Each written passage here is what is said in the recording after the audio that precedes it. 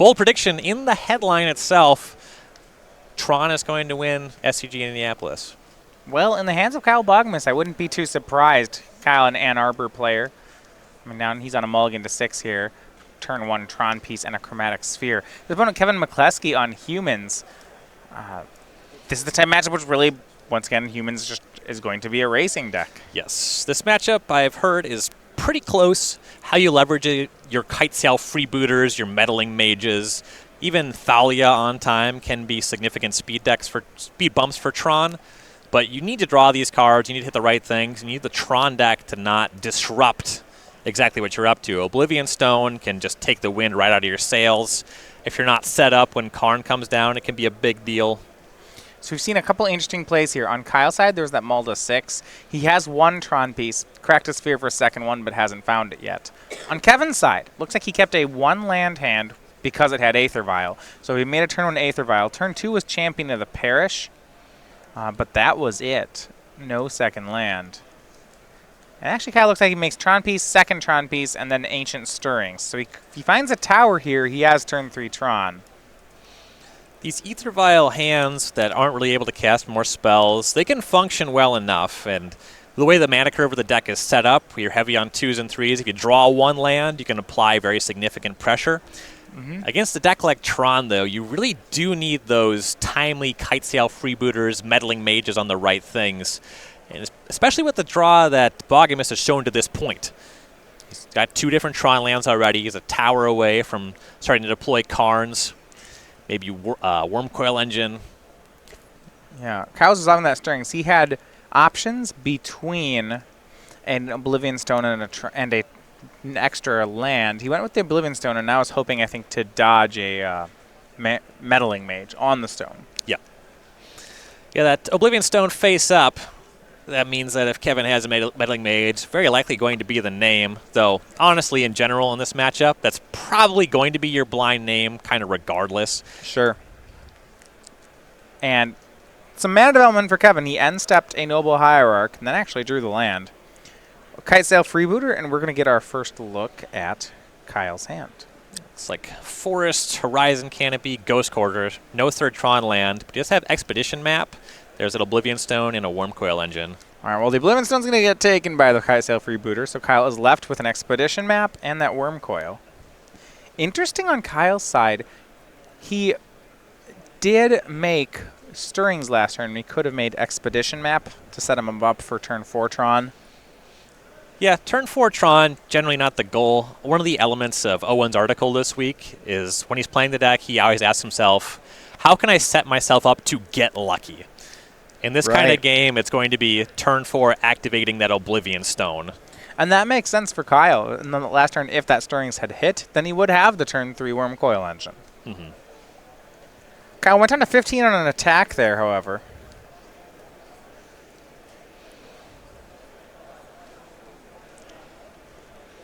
He's got, for 2 mana, Expedition Map, and looks like something else.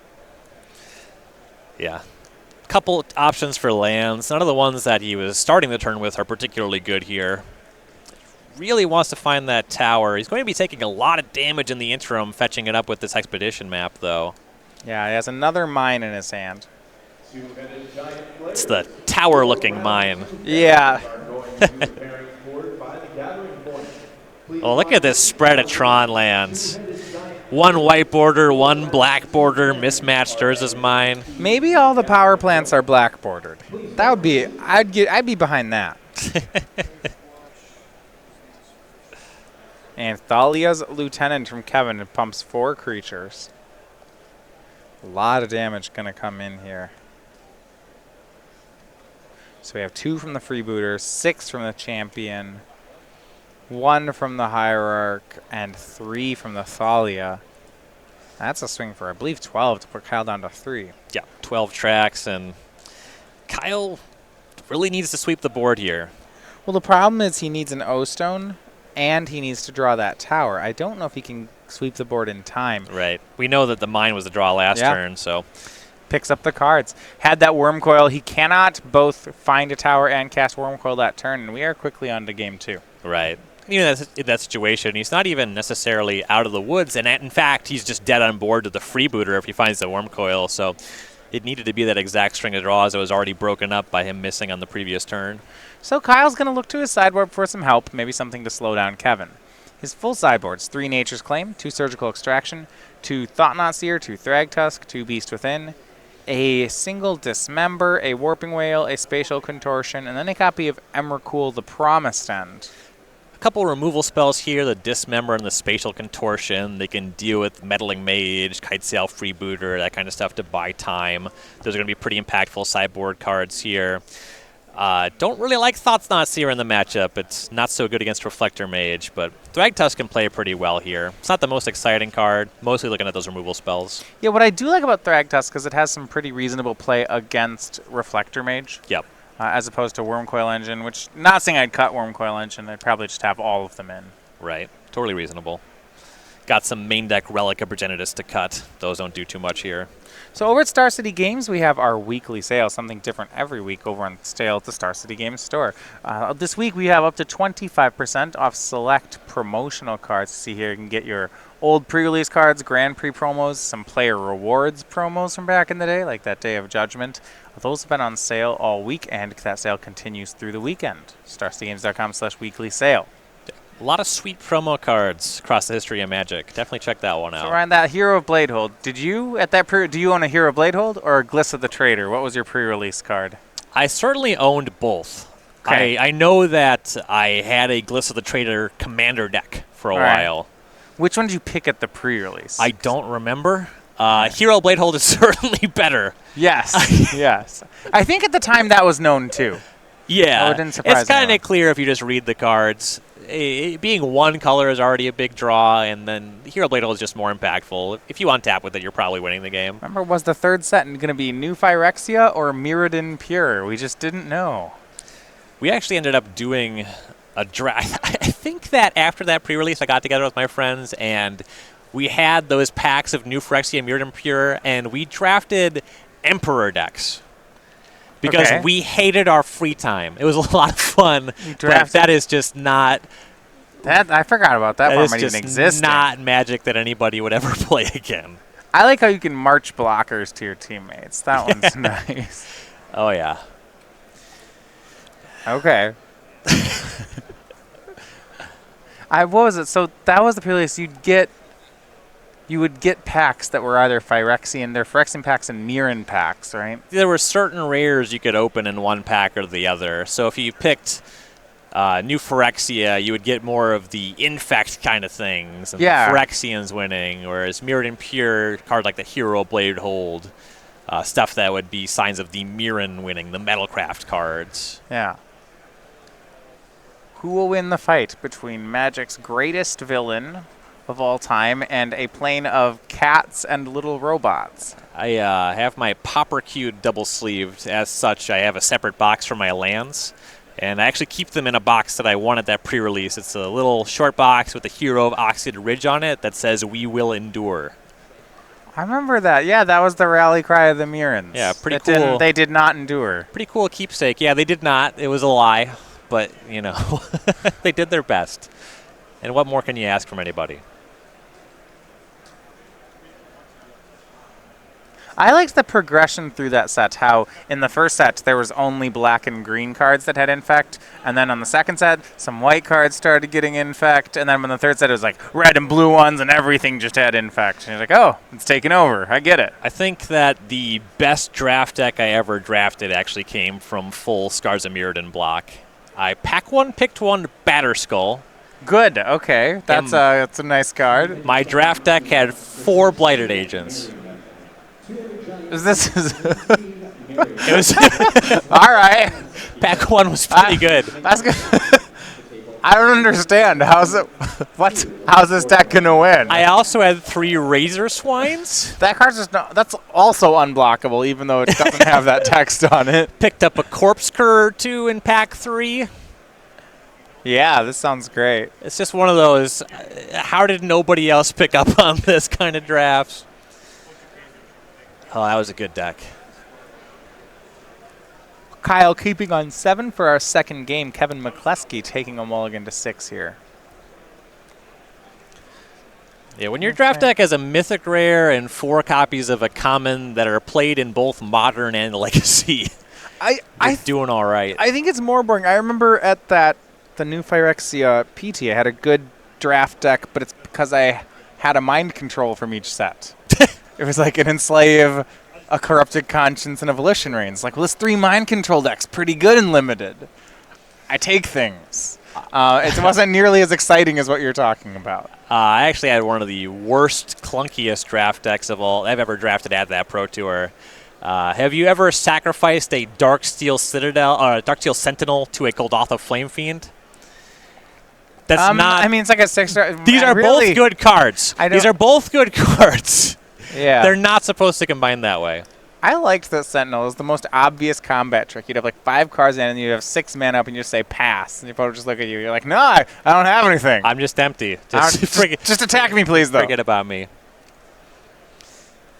All right, we're underway in game number 2 here. Our cow starts with a Tron piece and a Chromatic Star. Enough talk about Darksteel Sentinel for now. We'll come back to that, I'm sure. Aether Vial from Kevin.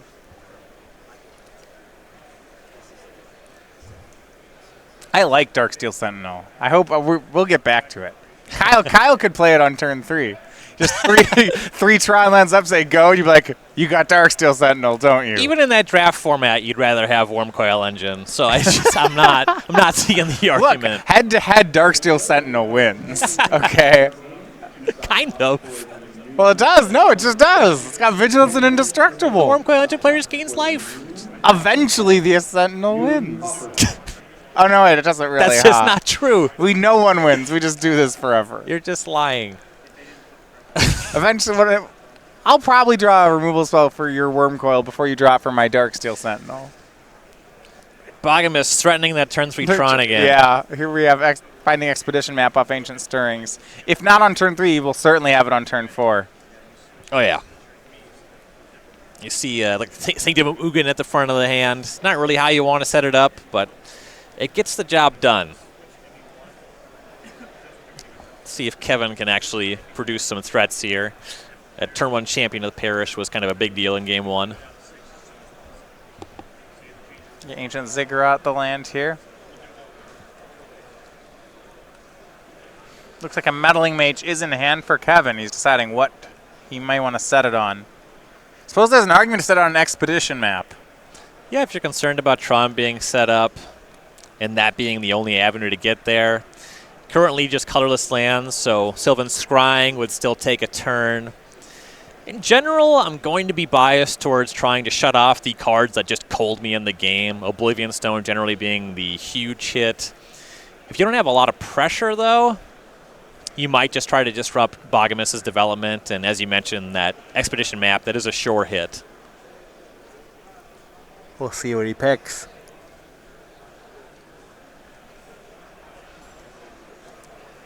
He named All Is Dust. Okay. All Is Dust generally going to show up in smaller numbers than Oblivion Stone is. Yeah, and I actually have some bad news for him, Ryan. There's no copies of All Is Dust in Kyle's 75. Yeah, 0 is a smaller number than 4.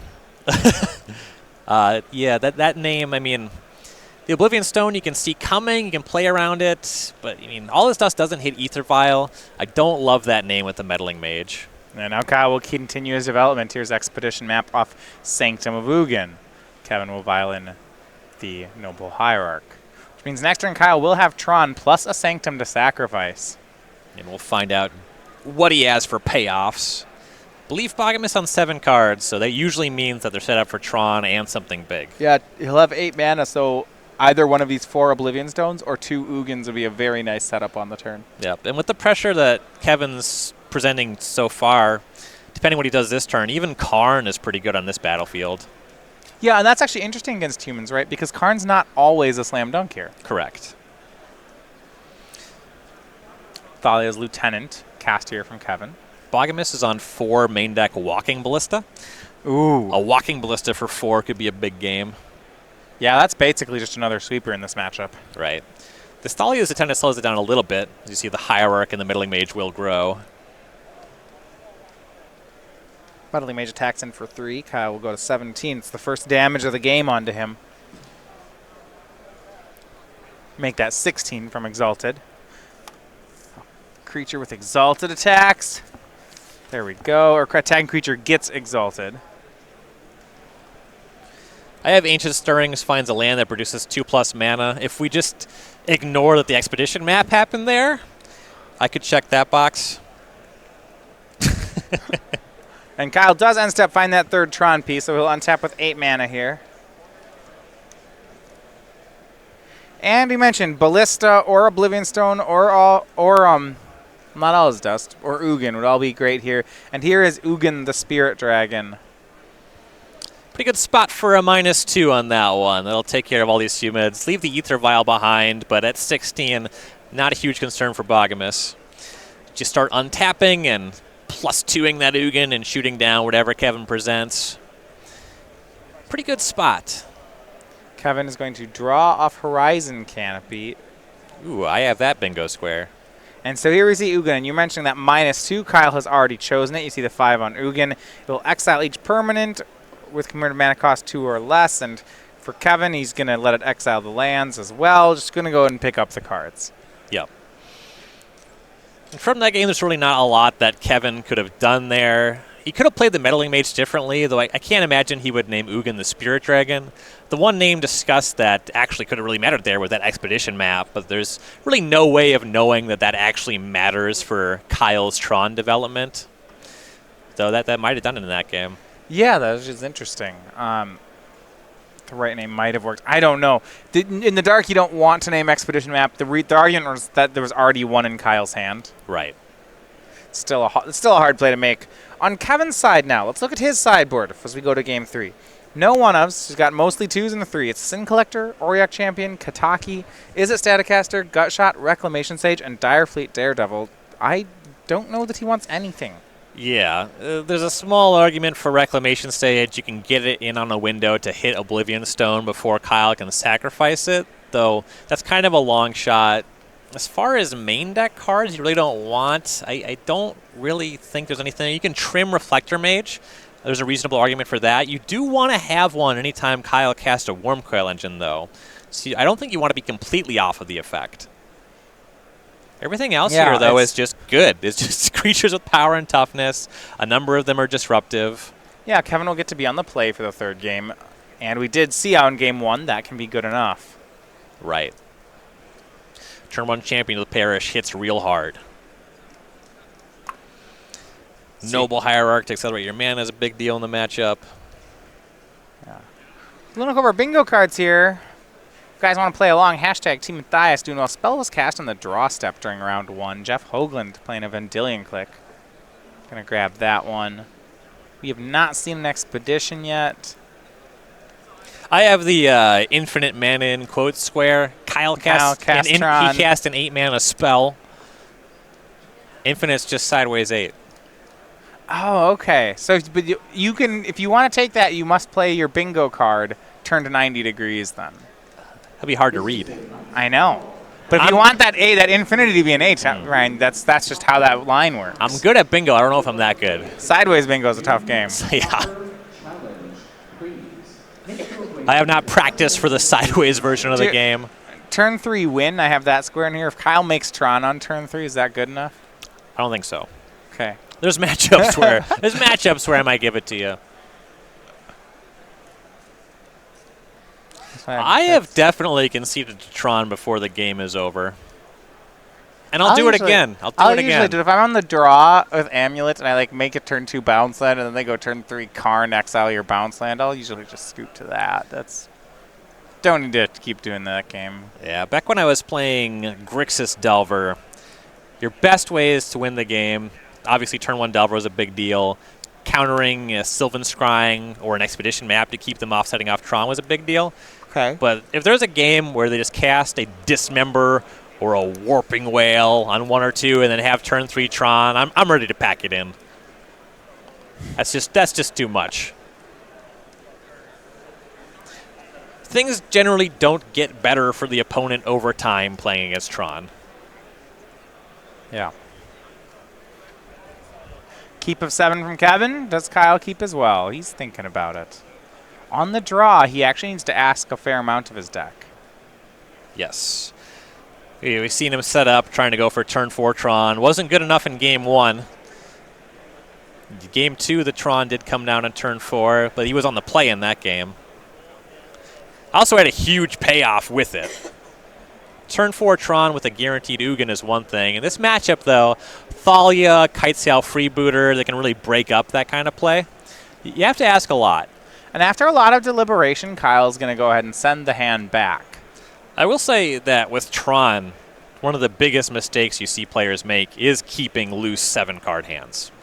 This is a deck that actively wants to mulligan a lot. I've certainly been guilty of that when I've played Tron.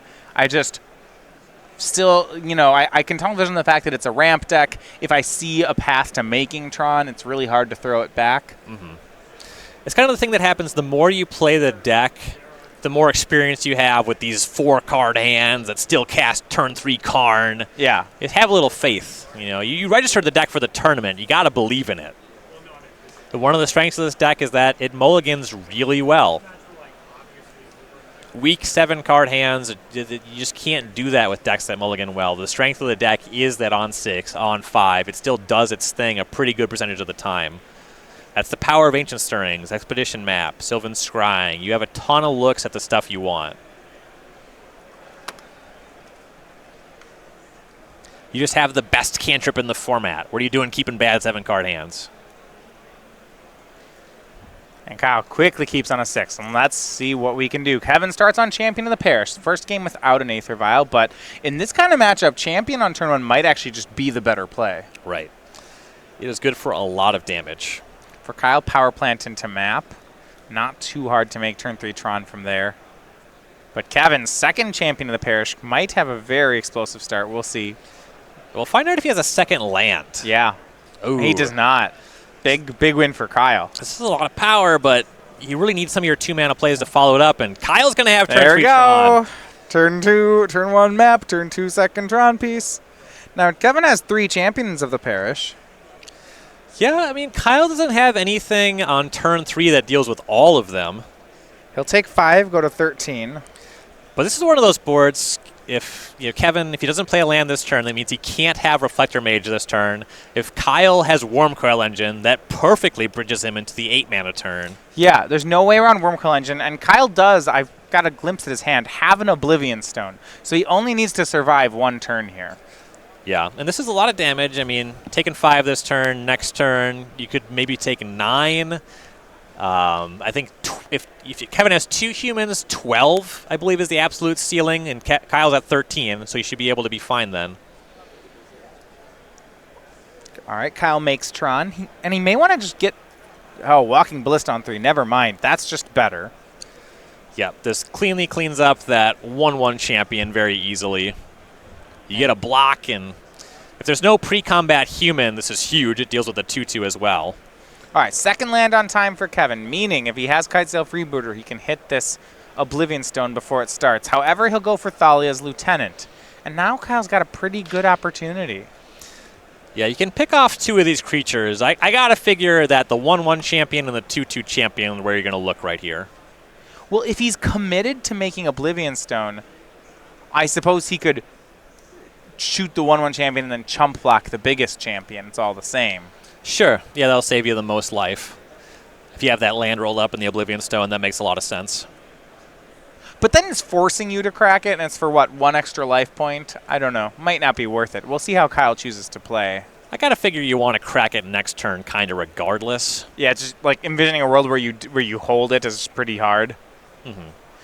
Yeah, especially considering this Thalia's Lieutenant gives 2 counters to everything. And Kyle did not respond. He blocked the biggest one, and he shoots down the 1/1 anyway. It all ends up being the same. Takes 4, goes to 9. Yeah, he loses a couple points upstairs with the Ballista. Not really what the matchup's about. Right. Once he wins, he's winning by a lot. I mean, Game 2, when you saw Kevin concede, he was still at 20. It's not like he's the beatdown deck. He's just trying to overwhelm Kevin with powerful effects. 10 mana possible for Kyle. He has another tower in hand.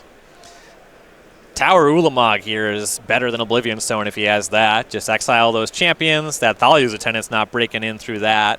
Reflector Mage on Ulamog's pretty whatever. I'll cast my Ulamog again. We see play and draw off Chromatic Sphere. He has 1 green mana floating. Yeah, the ceiling on mana here is 10, so we can't draw into Ulamog with this. Could maybe have drawn into Ugin. That would be better on this turn than the Oblivion Stone would be. So it's worth the look for that. And there is the Oblivion Stone. Kyle uses the floating mana, plays another tower, so he's left up the 5 to crack the stone. And now that's on the board, Kevin doesn't have a play around it. He can swing and force the action. Yeah. Hey, Kevin does have lethal attackers here, so right. Doesn't have to commit anything to make this just the play for Kyle. Kyle going to hold on to it in case Kevin were to top deck into something like Mantis Rider. Yes. That's why I wouldn't want a main phase.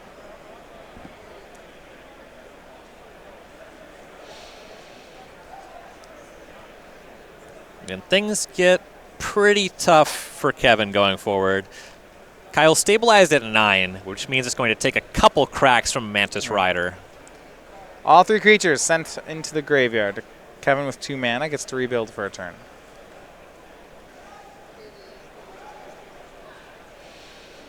I want to say I see a Meddling Mage floating towards the front of Kevin's hand. Okay, what do you think you want to name off of? I think that Ulamog is absolutely lights out. Just takes care of your lands. You can't really recover from that. And because that's the case, you probably want to make that. You can try to just name a card that's in Kyle's hand. You don't know, based on when the Chromatic Star was sacrificed to this turn, exactly what Kyle was drawing to. Right. So you don't know if the tower was produced, if he maybe drew Ulamog off that. There's a couple other totally reasonable names. Just some kind of Haymaker is absolutely the name. As opposed to Game 2, where there was an argument for Expedition Map. Kyle's all set up with his mana. Yeah, here you're picking a Haymaker and then hoping that goes. Right. Wormcoil Engine is generally the most beatable, so probably not going to be that. He named Ulamog the Cecil Hunger with this one. Yeah, that makes a lot of sense to me. Again, just because that card just wins the game on the spot in this window. Now, you said last turn that Ulamog was better than Oblivion Stone. This means he's naming a top-decked Ulamog as opposed to one that might already be in Kyle's hand? It's also the case that Kevin doesn't know when that tower was drawn. That could have been off of the Chromatic Star. Oh, okay. Right, and then in that case, there would have been no window to cast Ulamog. Right. 11 a.m. sealed players. Well, Ghost Quarter the land here for Kyle brings him to 11. He actually may not have a payoff yet. We'll have to see. Actually, I suppose going down 2 mana because Oblivion Stone costs 8, you can probably suss out that the tower was available, but it is still just that you're never going to beat Ulamog. So, yeah, off the top of the deck, already in the hand. Doesn't matter. Whichever. Kyle, outside of that cracking of a Chromatic Star, did not do anything that turn. Maybe some reprieve for Kevin. Yeah, it'll give him some time to set up here. Yeah, well, he has Kyle down to 9, and outside of that Wormcoil, Kyle's Boggemes deck does not gain life very easily. Kevin makes Noble Hierarch and now goes for Phantasmal Image, and we'll see whether Kyle responds. Looks like Warping Whale and Spatial Contortion on both creatures on the board. Oh, no. And I like this. This timing by Kyle's great. Oh, yeah. And the play makes sense for Kevin. If he's not landing that Phantasmal Image, what is he doing? But for Kyle, him not doing anything that turn, that's so good. It means it's pretty likely he has something like that, and it's really tough for Kevin into this game. Kyle does still need another Haymaker. I mean, so Phantasmal Image, by the time it reaches the battlefield, there are no creatures on it, which means it stays as 0/0 and goes straight to the graveyard. Yeah. And now 10 mana from Kyle. Make that 11. Looking for some green mana. He's going to Ghost Quarter himself. Maybe a World Breaker? Maybe.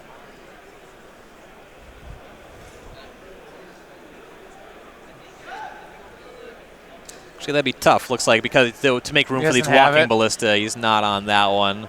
Yeah, his deck's really streamlined this weekend. It's almost all 4s. There's not a lot of threat diversity, but that's sometimes is a good thing. It means you just know exactly what you want for the meta right now. Right. And it's a bit less impact than that. It was an Ancient Stirrings. Yeah, finds Chromatic Sphere. Kyle plays another Sphere, cracks it. Draws another Urzaland. Looks like he's run out of redraws, so it's just going to be Wormcoil Engine. He was maybe hoping to find Karn if he could. Yeah. Kessig Malcontents from Kevin, and he'll say go. Kyle down to 8. The 1 damage is not of much consequence, but Kyle needs something beyond just these Tron lands. Malcontents hits for 3. Oh, he's going to Nature's Claim away his Chromatic Star. Actually, Ryan, he doesn't have a Wormcoil. He's just drawing for cards. Gains up to 12, draws. Nature's Claim is interesting in the matchup. This is one where you have to stabilize in the early turns. The extra life padded on your own stuff can matter. And yeah, sometimes I assume you even take Ether Vial. Okay, and that would be the other reason. Maybe on the draw. So we see Walking Ballista on 5 for Kyle. Not terrible with as much mana as he has. Well, it certainly cleans up this Kessig Malcontents. Yeah, it cleans up. He has 12 mana per turn. But Kevin with the Reclamation Sage. And without the Reclamation Sage, this Ballista may have been enough to end the game. Yes. Yeah, that was a big draw there for Kevin, or play anyway. Yeah, we're still going thanks to that. Kyle gets to clean up the battlefield. The 2 Yeah. creatures are shot down, but now he needs to find something to win again. Okay, Karn, how about that? Off the fine top. If Is that good at winning here? Does Kevin just have 1 card in hand? It's Oh. pretty easy, +4. He has 0 cards in hand now. Yeah. Forget about that. Player Michael Kidd. Karn is near impossible to beat in this situation. Very loyal fellow, that Karn. He is so very loyal. Sylvan Scrying for Kyle. Finds him Horizon Canopy. Little 4-mana draw card. Love it. Karn continues to go to work, taking the card in Kevin's hand again. And Kevin actually just extends the hand. He says, he's got nothing going on. There's this Karn. And Kyle Boggemes 2-0 is going to be your winner with Mono Green Tron. Yeah, from 12 life with an infinite loyalty Planeswalker, Kevin's really going to be a lot of trouble there. You really just have to produce just runner, Mantis Rider, and Kyle's still drawing. Your odds are so long there. You know, technically there was a little bit more play to it, but really the game was over, and Kyle Boggemes 2-1 with Mono Green Tron. I was going to bring you back to the booth. Sounds like we will have a backup match this round.